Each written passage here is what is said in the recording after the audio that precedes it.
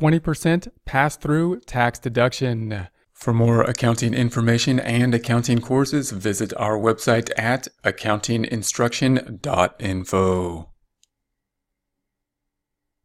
This is a business tax, but it does apply to small businesses, including sole proprietors. So that's why I'm including it here when we're talking about mainly deductions related to the personal income taxes or changes related to the personal income tax.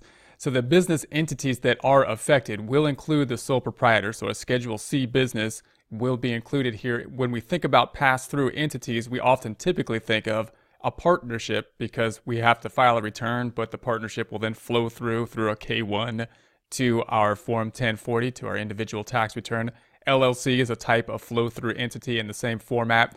The sole proprietorship we're kind of thinking as a flow-through entity in this format. However, it doesn't have a completely separate return, but just a separate schedule, that being a Schedule C, and then the S corporation. So these are the main small entity type of formations that do not get taxed on the business level, but get taxed on a flow-through basis, meaning the income, the net income, flows through in some way to the 1040 and is ultimately taxed on the individual level. These are the people that would be applicable, or the businesses that would be applicable, and the people that own them on their individual taxes. And it's a 20% tax deduction for business income. So that could be huge tax deduction.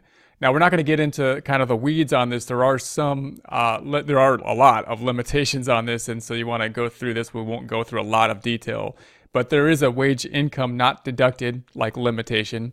So for an S corporation, for example, we have to have some of our income reported as W-2 wages, and that wouldn't be included as the flow-through income.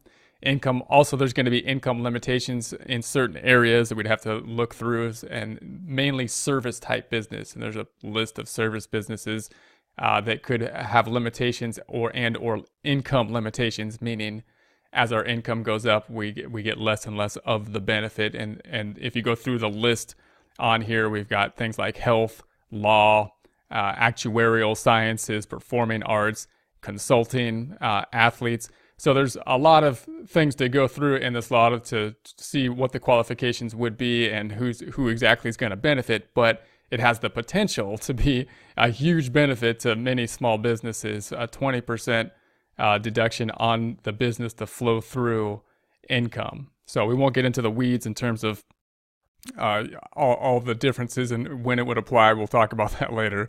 But for more accounting information and accounting courses, visit our website at Accountinginstruction.Info.